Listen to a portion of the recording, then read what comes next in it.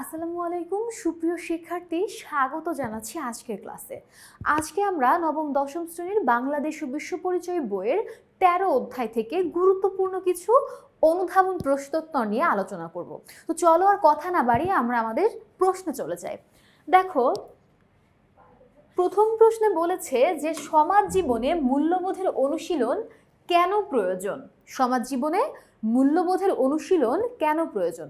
দেখো, মূল্যবোধটি আসলে কিন্তু হচ্ছে মানুষের নৈতিক একটা মানদণ্ড, অর্থাৎ মনের একটি মানদণ্ড। অর্থাৎ আমরা কোন কাজটি করব, কোন কাজটি করব না, কোনটি ঠিক, কোনটি ভুল, কোনটি গ্রহণীয়, কোনটি বর্জনীয়, এই যে একটা বিচার করি, আসলে এটি কিন্তু আসলে একটি মূল্যবোধের মানদণ্ড হিসেবে কাজ করে। ঠিক আছে? তো দেখো, এই মূল্যবোধ কিন্তু আসলে ব্যক্তির ব্যক্তিত্ব বোধকে আসলে প্রভাবিত করে। ঠিক আছে? তো তাই সমাজে এই যে আমাদের মূল্যবোধের কথা বলছি, এটি কিন্তু অনুশীলন করা বা মূল্যবোধের প্র্যাকটিস করা, এটি কিন্তু আসলে অত্যন্ত গুরুত্বপূর্ণ এবং এটি কিন্তু আবশ্যক। তো দেখো, এখানে বলেছে যে মূল্যবোধ মানুষের সমাজবদ্ধ জীবনের বৈশিষ্ট্য। দেখো, এই যে বড়দের প্রতি শ্রদ্ধাবোধ, ছোটদের সম্মান করা, পরোপকার, সত্যবাদিতা, সহনশীলতা, এই যে সমস্ত গুণ, এই সমস্ত গুণই কিন্তু আসলে এই যে মূল্যবোধের অন্তর্ভুক্ত। এখানে কিন্তু সে কথাই বলা হয়েছে যে ন্যায় অন্যায় বোধ প্রভৃতি, সত্যবাদিতা প্রভৃতি কিন্তু হচ্ছে আসলে মূল্যবোধ হচ্ছে মানুষ কিন্তু এগুলো সমাজ থেকেই শেখে, অর্থাৎ এগুলো কিন্তু আসলে মূল্যবোধের অন্তর্ভুক্ত। ঠিক আছে? এখানে বলেছে যে আসলে মূল্যবোধের অনুশীলনের মাধ্যমেই ব্যক্তির আচরণে সামাজিক বিধি ব্যবস্থা, আচরণ ও আইনের প্রতি শ্রদ্ধাবোধ প্রতিষ্ঠিত হয়। কিসের মাধ্যমে? মূল্যবোধের মাধ্যমে। তো তাই দেখো, এই যে সুন্দর জীবনের জন্য আসলে আমাদের কিন্তু এই যে একটা সুন্দর জীবন, একটি সুন্দর সমাজ প্রতিষ্ঠার জন্য আমাদের কিন্তু আসলে মূল্যবোধের অনুশীলন করা কিন্তু আসলে অপরিহার্য। তো আমরা ৭ নম্বর প্রশ্নটা বুঝতে পেরেছি। এবারে দেখো, পরবর্তী প্রশ্নে চলে যায়। পরবর্তী প্রশ্নে অর্থাৎ ৮ নম্বর প্রশ্নে বলেছে যে বিদ্যালয় কিভাবে একজন শিশুর সামাজিকীকরণে ভূমিকা রাখে? কে? বিদ্যালয়। ঠিক আছে? তো দেখো কি বলেছে, যে বিদ্যালয় কিভাবে একজন শিশুর সামাজিকীকরণে ভূমিকা রাখে। দেখো, একটা শিশুর সামাজিকীকরণ তো একটা, মনে করো যে জীবনব্যাপী প্রক্রিয়া, তাই না? একটা চলমান প্রক্রিয়া, একটা শিশুর জন্ম থেকে মৃত্যু পর্যন্ত আসলে এই প্রক্রিয়াটি চলতে থাকে। তো দেখো, এই যে একটা শিশুর সামাজিকীকরণে কিন্তু পরিবারের পরে সবচেয়ে গুরুত্বপূর্ণ ভূমিকা পালন করে বিদ্যালয় এবং তার হচ্ছে সহপাঠীরা। তো এটি কিন্তু আসলে জানতে চাওয়া হয়েছে যে কিভাবে আসলে বিদ্যালয় একজন শিশুর সামাজিকীকরণে ভূমিকা রাখে। দেখো, শিশুকে জ্ঞান দান এবং সামাজিক আদর্শ এবং মূল্যবোধ, এই সব কিছু আসলে শেখানোর মাধ্যমে আসলে বিদ্যালয় কিন্তু শিশুর সামাজিকীকরণে গুরুত্বপূর্ণ ভূমিকা পালন করে। ঠিক আছে?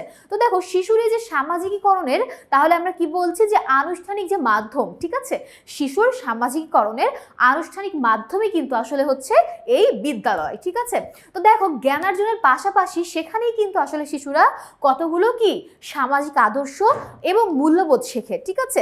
তো দেখো, এই যে বিদ্যালয়, এখানে কিন্তু শিশু কি করছে? শিশু শৃঙ্খলা বোধ, নিয়মানুবর্তিতা, শ্রদ্ধাবোধ, সহযোগিতা, দেশপ্রেম, সহিষ্ণুতা, সম্প্রীতি বোধ, নেতৃত্ব প্রভৃতির প্রাথমিক বোধ এবং শিক্ষা কিন্তু আসলে জাগ্রত হচ্ছে কোথায়? এই বিদ্যালয়ে। দেখো, পাশাপাশি বিদ্যালয় কি করছে? পাশাপাশি বিদ্যালয় শিক্ষার্থীকে পরবর্তী জীবনে সমাজ এবং কর্মজগতের জন্য উপযোগী করে তুলছে। এভাবেই কিন্তু আসলে এভাবেই বিদ্যালয়ের মাধ্যমে আসলে শিশু কিন্তু সামাজিকীকরণ ঘটে থাকছে বিদ্যালয়ের মাধ্যমে। তো এটি কিন্তু আসলে আমাদের ৮ নম্বর প্রশ্ন, এবং যেটিতে বলা হচ্ছে যে আসলে বিদ্যালয় কিন্তু একজন শিশুর সামাজিকীকরণে অত্যন্ত গুরুত্বপূর্ণ ভূমিকা পালন করছে। বিষয়টি কিন্তু অত্যন্ত যুক্তিযুক্ত এবং যথার্থ। ঠিক আছে? তো দেখো, পরবর্তী প্রশ্নে বলেছে যে শিশুর সামাজিকীকরণে অন্তরঙ্গ বন্ধুর দল গুরুত্বপূর্ণ কেন? কি? শিশুর সামাজিকীকরণে অন্তরঙ্গ বন্ধুর দল। দেখো, এই যে অন্তরঙ্গ বন্ধুর দল কথা বলা হয়েছে, অন্তরঙ্গ বন্ধু বলতে কি বোঝায়? অন্তরঙ্গ বন্ধু হচ্ছে সমবয়সী যে বন্ধুদের দল। কি? সমবয়সী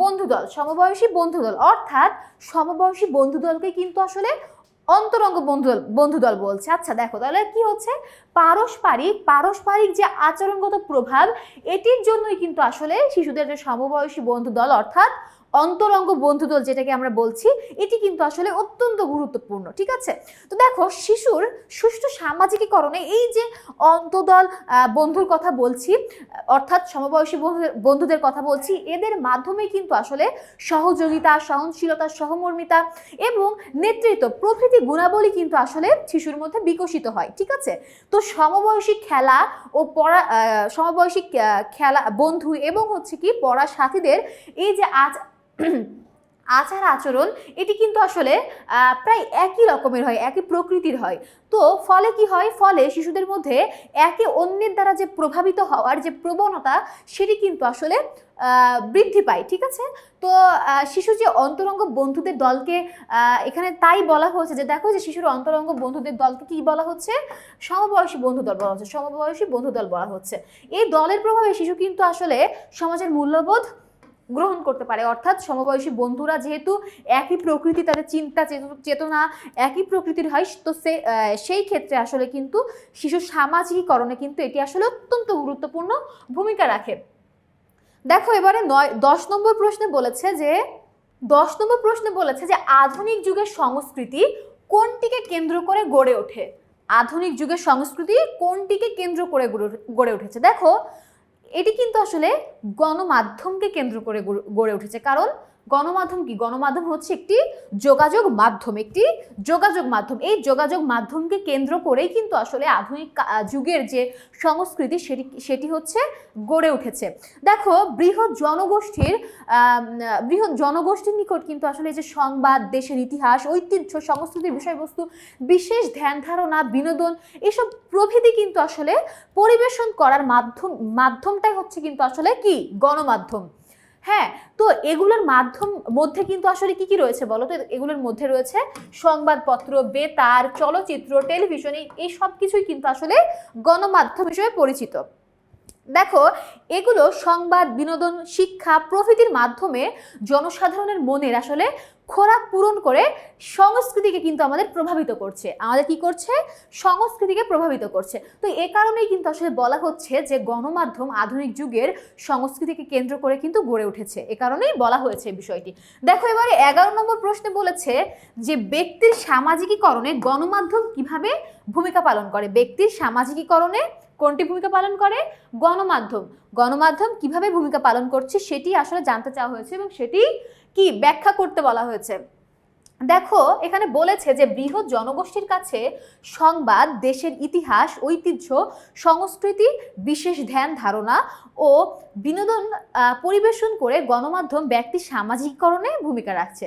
তাহলে কি ব্যক্তির সামাজিকীকরণে ভূমিকা রাখছে কোনটি, গণমাধ্যম।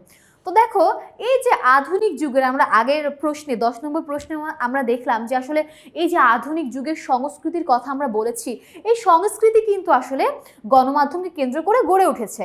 সংবাদপত্রে কি হচ্ছে, দেখো সংবাদপত্র দেশের ইতিহাস, ঐতিহ্য এবং সংস্কৃতির উপর কিন্তু আসলে সংবাদ পরিবেশন করে বেতার ও টেলিভিশন বিভিন্ন ধরনের কিন্তু আসলে অনুষ্ঠান সম্প্রচার করে থাকছে। ঠিক আছে, তো এই যে চলচ্চিত্রে বিভিন্ন চরিত্র আসলে উপস্থাপন করা হচ্ছে, এসব সামাজিক এবং সামাজিক জীবনের সঙ্গে কিন্তু আসলে ঘনিষ্ঠ বিষয় হিসেবে কাজ করছে। ঠিক আছে, যেগুলো আসলে ব্যক্তি এবং সামাজিক জীবনকে ব্যাপকভাবে আসলে কি প্রভাবিত করে। তো দেখো এখানে বলা হচ্ছে যে এভাবেই কিন্তু আসলে ব্যক্তি গণমাধ্যমের মাধ্যমে অনেক কিছু শেখে ও জানে যা তার সুষ্ঠু সামাজিকীকরণে সাহায্য করে। ঠিক আছে, যা তার সুষ্ঠু সামাজিকীকরণে সাহায্য করে। তো এ কারণেই কিন্তু আসলে আমরা বলছি যে গণমাধ্যম আসলে ব্যক্তির সামাজিকীকরণে গুরুত্বপূর্ণ ভূমিকা পালন করছে। তো এই ছিল হচ্ছে 11 নম্বর প্রশ্ন। দেখো আমরা পরবর্তী প্রশ্নে যাই। পরবর্তী প্রশ্নে কি বলেছে, পরবর্তী প্রশ্নে বলেছে কৃষিভিত্তিক গ্রামীণ মুসলিম সমাজে, কোথায় কৃষিভিত্তিক, খেয়াল করো, কৃষিভিত্তিক গ্রামীণ মুসলিম সমাজে, কোন সমাজে, মুসলিম সমাজে বহুপত্নী পরিবার দেখা যায় কেন, কি কোন পরিবার দেখা যায়, বহুপত্নী। আচ্ছা পত্নী শব্দের অর্থ কি, পত্নী শব্দের অর্থ হচ্ছে স্ত্রী, পত্নী শব্দের অর্থ স্ত্রী, বহু স্ত্রী অর্থাৎ একাধিক স্ত্রী আছে যার। ঠিক আছে, তো এটাই বলছে যে কৃষিভিত্তিক গ্রামীণ মুসলিম সমাজে বহুপত্নী পরিবার আসলে বেশি দেখা যায় কেন। দেখো, গ্রামীণ যে আসলে কৃষিভিত্তিক মুসলিম সমাজে কাজের সুবিধার জন্য, মূলত কি কাজের সুবিধার জন্য, দেখো এখানে কিন্তু সেটি বলা হয়েছে যে কাজের সুবিধার জন্য আসলে এই যে বহুপত্নী পরিবার এটি কিন্তু আসলে বেশি দেখা যায়। ঠিক আছে, দেখো আমরা তাহলে কি পেলাম যে বহুপত্নী পরিবারটা আসলে কি, দেখো যখন একজন পুরুষের সঙ্গে একাধিক নারী বিবাহের ভিত্তিতে আসলে পরিবার গঠন করে তখনই কিন্তু আসলে আমরা সেটাকে বলছি কি এই বহুপত্নী পরিবার বলছি। তো দেখো এই বহুপত্নী পরিবারের মূলত কি একজন পুরুষের সাথে একই সময় কিন্তু আসলে একাধিক স্ত্রী বর্তমান থাকে। ঠিক আছে, একাধিক স্ত্রী সংসার করে। তো দেখো সাধারণত এখানে বলেছে যে কৃষিভিত্তিক গ্রামীণ মুসলিম সমাজে এ ধরনের পরিবার দেখা যায়। কৃষিভিত্তিক পরিবারে একসাথে অনেক কাজ করতে হয়। কেন? কৃষিভিত্তিক পরিবারে একসাথে অনেক কাজ করতে হয়, এসব পরিবারের কাজের জন্য বেশি লোকের প্রয়োজন হয়। তাই এ ধরনের পরিবারে পুরুষেরা একাধিক বিয়ে করে থাকে যাতে তারা তাদের কাজে কি হয়, সুবিধা হয়। অর্থাৎ কেন তাহলে কৃষিভিত্তিক মুসলিম সমাজে বহুপত্নী পরিবার দেখা যায়, এই বিষয়টি কিন্তু আমরা খুব ভালোভাবেই ক্লিয়ার হলাম, তাই না? তো শিক্ষার্থীরা, এই ছিল আসলে আমাদের আজকের ক্লাস। পরবর্তীতে আবারও নতুন কোনো ভিডিও নিয়ে আবারও দেখা হচ্ছে তোমাদের সাথে। তোমাদের সকলকে অনেক অনেক ধন্যবাদ।